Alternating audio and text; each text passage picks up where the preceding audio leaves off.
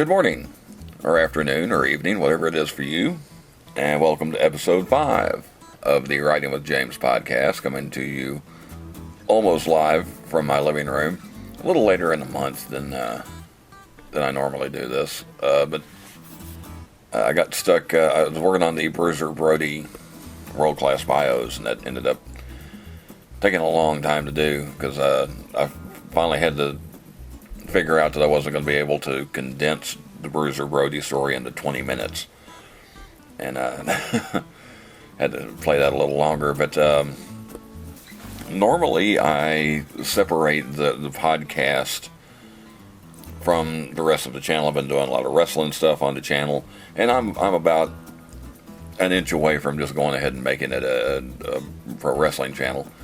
But the podcast I wanted to keep separate, and but we are going to have the clash of those two things. I thought it might be interesting to just take a look at how people became pro wrestling fans, because most of the people I talked to actually got into it a lot younger than I did.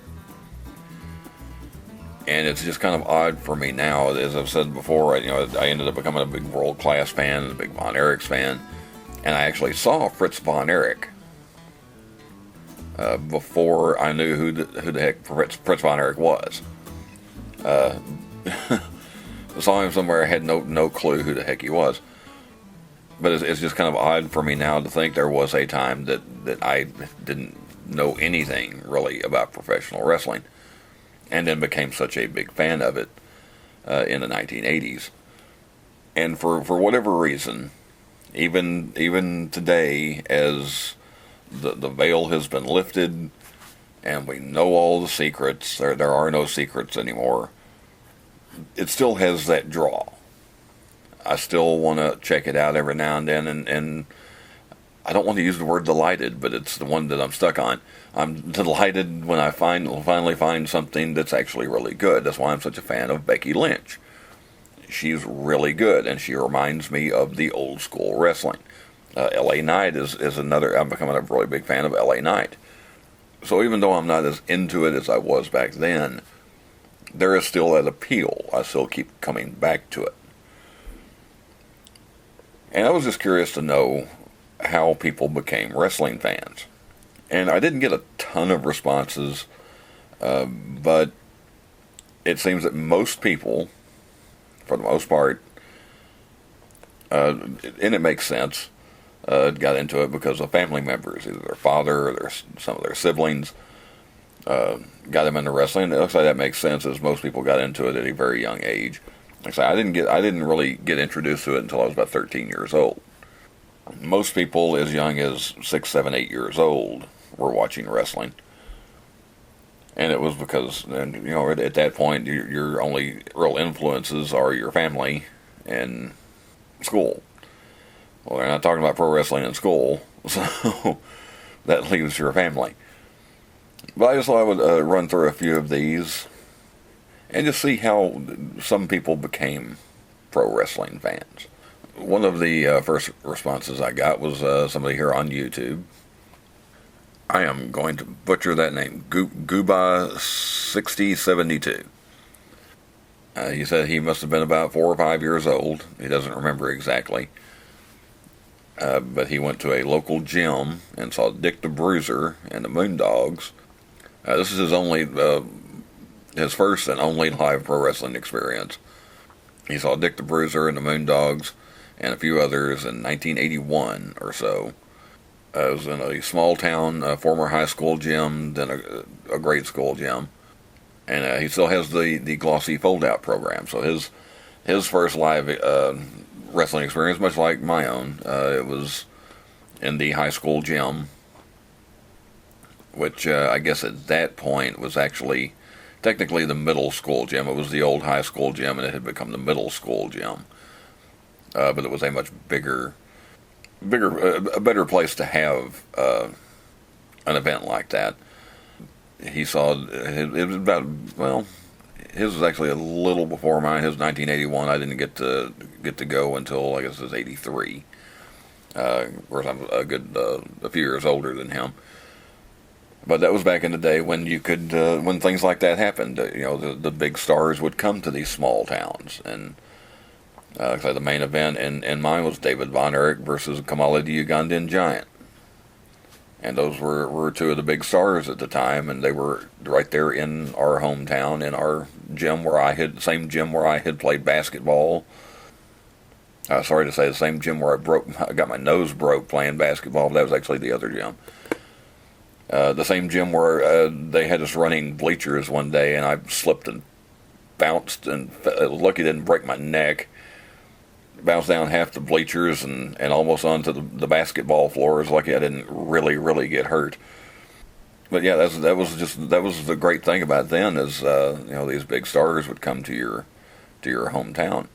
He didn't say how he got into wrestling, but that was his first that was his first and only live event. CRX Paranormal here on YouTube. He started watching the NWA around 85 and got more into it in 86. His first live event was January of 87 with the main event of Nikita Koloff versus Ric Flair in a world title match. He says he was a big fan of the Rock and Roll Express. And this is the guy, I'm going to give some shout outs here. I'm going to leave some links in the description too if you are CRX Paranormal. He's the fella, if I can ever figure out a good way to do it and can get the time to do it, we're going to try and do a little wrestling discussion. That is another time we'll dip back into wrestling. For the most part, I'm not going to be doing wrestling stuff here on the podcast, but that's a good idea. I can't figure out a good way to do it, and then having the time to do it.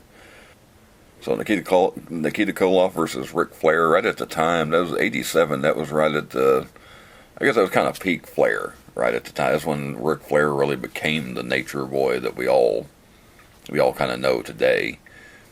Another YouTube channel, The Bigger Max.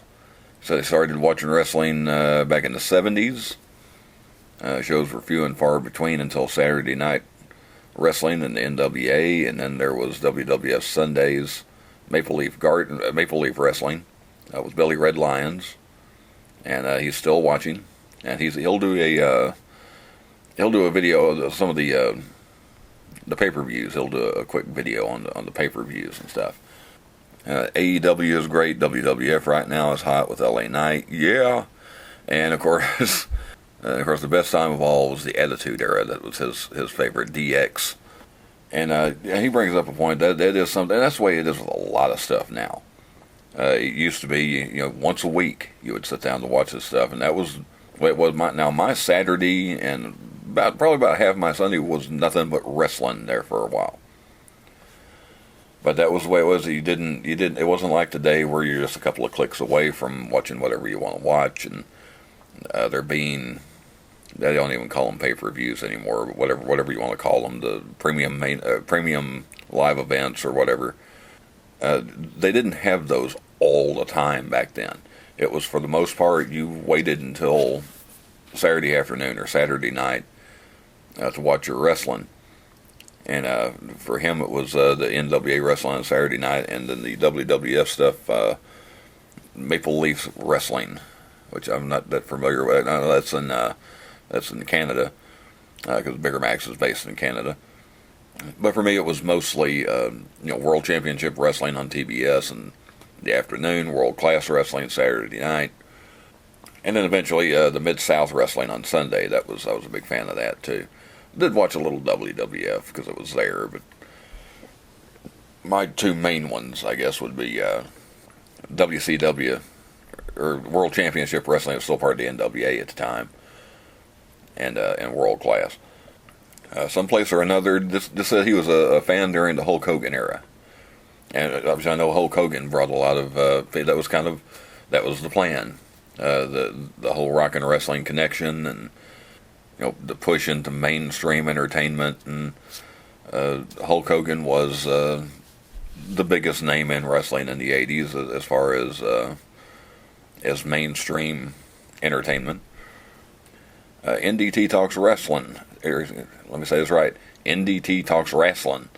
So his dad got him into it from the get-go. So there's another one. Like I say, For me, it was my brother-in-law. My brother-in-law got me into wrestling. That's a funny thing. My household wasn't much of a sports household. I had the outliers. I had uncles that got me into baseball and football, and then my brother-in-law got me into wrestling. But that's why I find a lot of people that it was just family members that got them into pro wrestling. And I've just now realized I've never said this name out loud before, so hopefully I'll say it right. The Stevenson Gretsch family, which is a YouTube channel based out of the UK. They remember when they were younger, their dad used to watch it, so they think it came from him. They're not even sure. So they think they got it from their father. And I actually went outside YouTube and asked a few people. A fellow named Steve Jean, who is from Canada, said his dad used to watch an old black and white show called All Star Wrestling, which was a Fred Asher production. I'm not familiar with the name Fred Asher. So this would have been around 1968, and when he was about 6 years old.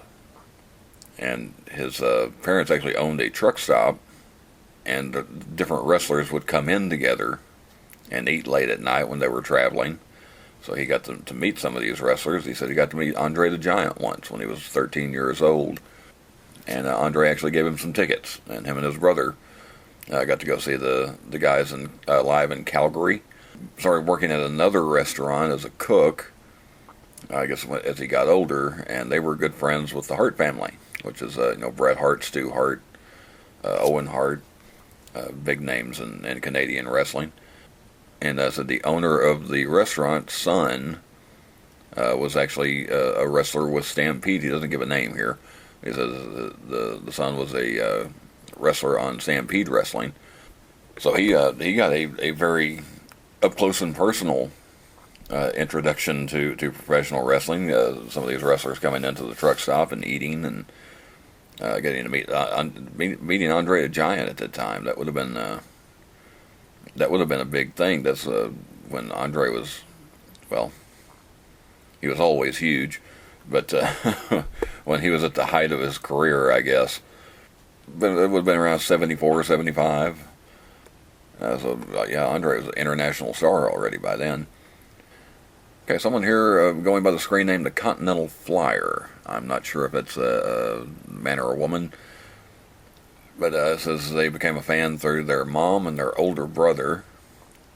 So their mom and their older brother watched Jim Crockett Wrestling, which is Mid-Atlantic. So when they came along in 1990, they were introduced to WCW and got hooked. So their dad wasn't a huge fan, but he would watch it, and his favorites were The Undertaker and WCW. It was the Four Horsemen. His first live event was a WWF house show in 1997, and the main event being The Undertaker challenging Shawn Michaels for the WWF title. Rock defended the Intercontinental title against Mankind, and Austin ran out and beat down Rock after the match. And so the opener was actually a great cruiserweight type match with, and I'm not that familiar with this name, Taka Michinoku. I'm quite sure I butchered that name. Taka Michinoku versus Brian Lawler. And it was the match that made him, to this day, a fan of both of them. So sorry if I completely destroyed that one name. He actually went to one episode of Nitro in 1998.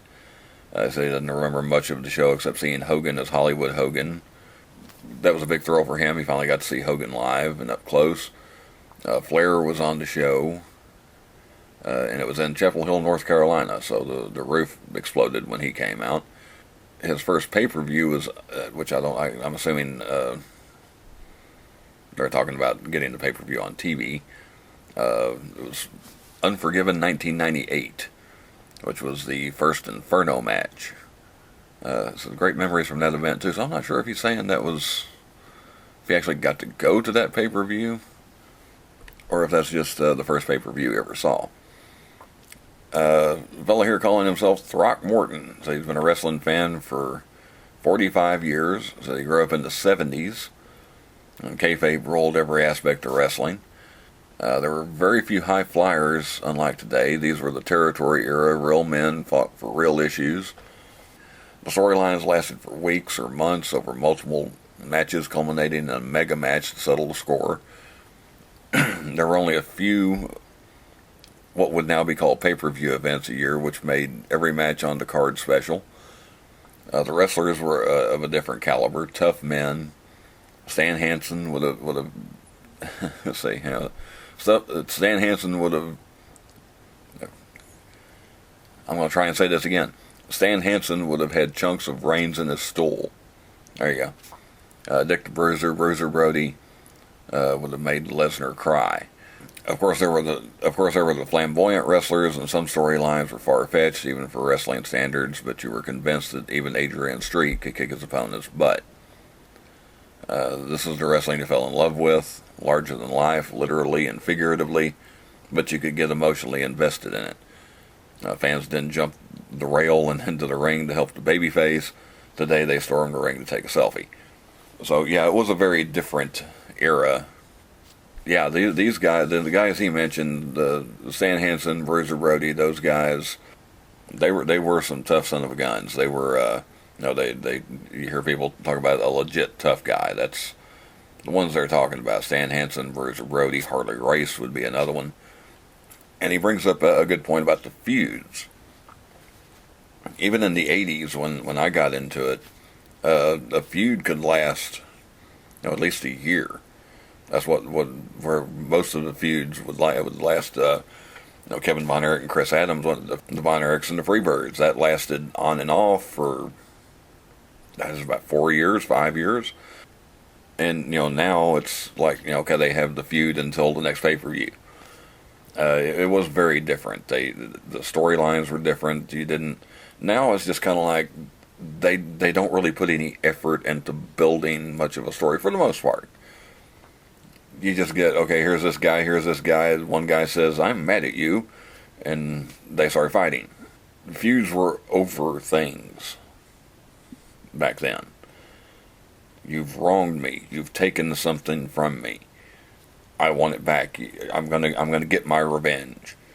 And now it's just kind of, does anybody really care about feuds for the most part? It's just kind of, I don't know. It just seemed like that was a lot better back then too. Okay, this next one is from Anthony Stenta. Says he's a WWF fan since the late 80s. Says as far as he knows, he was watching wrestling in the crib. So he has no idea when he became a wrestling fan. He's not sure if it was his parents or his neighbors that got him into it. Said up to recently, I didn't know my dad watched professional wrestling as a kid back in the WWF days.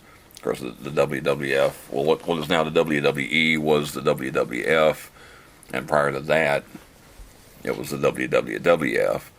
Anthony says he was born in 1982, and his first pay-per-view that he remembers was Survivor Series 1990, when The Undertaker was first introduced. He loved the Survivor Series format. That year they took the surviving heels and the surviving baby faces in one final match. I remembered for the last match, Hulk Hogan, the Ultimate Warrior, and Tito Santana versus Ted DiBiase, Rick Martel, the Warlord, Hercules, and Paul Roma. Paul Roma? Really? Okay, for him, it was always about the larger-than-life characters. You had Hulkamania, you had the Ultimate Warrior, Jake the Snake Roberts, Piper, Snuka, and DiBiase, and the Bushwhackers. Roddy Piper, Jimmy Snuka, Ted DiBiase, and the Bushwhackers, which were known as the, I'm brain farting now, the Sheepherders. Yeah, the Kiwi Sheepherders before they went to the WWF. So he's always been one that would watch anything wrestling. If it was on, he watched it. Didn't matter if it was a local promotion, WCW or WWE. You still remember a bit of a battle royal that WWE had. It was late night on a Saturday. You remember it's Paul Bearer, but I don't remember what show it was. So that might have been, I don't know if Saturday Night's Main Event was active at that time or not. But during the Monday Night Wars, he would flip between WCW and WWE and then watch ECW when that was on. So that sounds a lot like me during my height, during the mid-'80s when, like I say, I started with Georgia wrestling early on Saturday morning and right on through to World Class Wrestling that night, and then Mid-South and the AWA and more NWA wrestling on Sunday. That was my whole weekend there for a while. Sounds like it was a lot the same for him, but it was on Monday nights instead. First live event that wasn't until recently, when he took his oldest kid to an airing of Monday Night Raw. Don't know exactly where he's from, but he says he does have plans to go to any promotion if they come to his city. So he is still a big fan. He is stuck with it, and one of those, as far back as he can remember, he's loved wrestling, and he's still into it. We've got Andre Frank Ortiz Adams, who says he was at SummerSlam '98 in person at Madison Square Garden. Says he has no idea how he became a wrestling fan, but in 1986 he was a big wrestling fan because of the WWF and the AWA on television.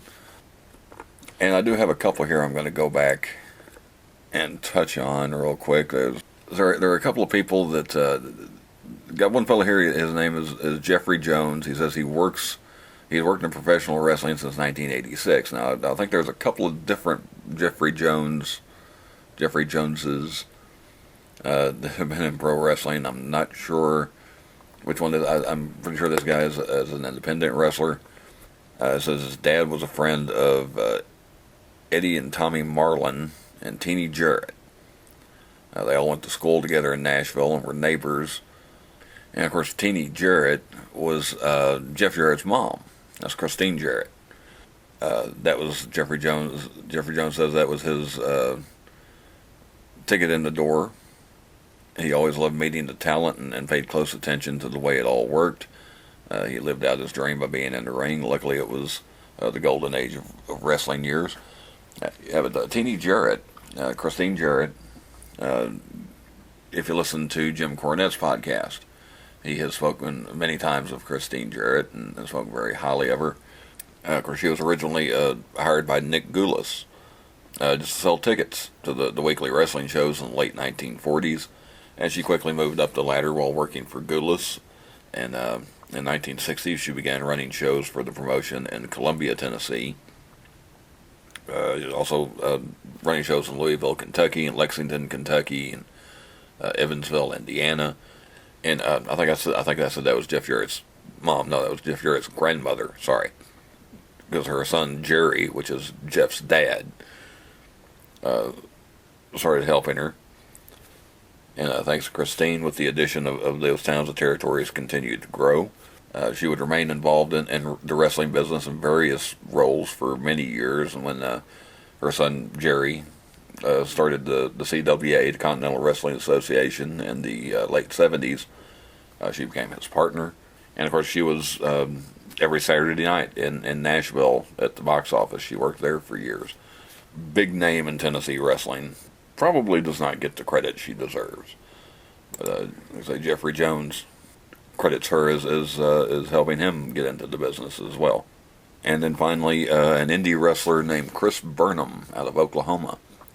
Now, this is an odd one. Well, not an odd one, but this is the only response that I did get where somebody specifically said somebody that was not a family member. He became a fan because of MTV. And he had never watched wrestling before 1984. But that was the year that Vince McMahon capitalized on the young audience that was watching MTV and realized he could help his idea of national expansion by cross-promoting there. So the first wrestling stars he was exposed to were, of course, Hulk Hogan, Roddy Piper, Wendy Richter, Captain Lou Albano, the Fabulous Moolah. They had the two special events on MTV called the War to Settle the Score and the Brawl to Settle It All. That's when Wendy Richter actually defeated the Fabulous Moolah for the Women's Championship, which the WWF at the time declared that the Fabulous Moolah had been champion for 27 years, but she'd actually lost it about 5 times during that span. But, the WWF had no problem changing history at times. But after all that, he discovered Mid-South wrestling because of that exposure to pro wrestling, and of course that was his home territory. The Mid-South was Louisiana, Arkansas, Oklahoma, and of course World Class was also get up into Oklahoma. So after that, he was hooked, and he went on to be he's an independent wrestler. So he got into it right around the same. He was 12 years old when he got hooked. So he was a little bit younger than me. But there's somebody that was not exposed to it until a little bit later than a lot of people, and still became a big fan. So there were a few stories of people how they became wrestling fans, and like I say, it does make sense that for the most part that is from it was mostly family members. But one nice thing is that there are some people that are still into it a little more than I am. So I still I'll watch highlights. I don't remember the last time I sat down and actually watched an entire wrestling show, but I do like to watch the Becky Lynch part or the LA Knight part, and then that's kind of where I step back out. But I was there for a while going to Sherman. They had some NWA matches there. I think they broke away from the NWA a while back, but I did get to see Tim Storm wrestle there. He went on to be an NWA World Champion. I actually got to see Amber O'Neal when she won the NWA Women's World Championship there in Sherman. That's the only time I've ever been in the house when the title changed hands. And if it was a little closer and a little more convenient for me to do, I would probably still go to those shows now and then.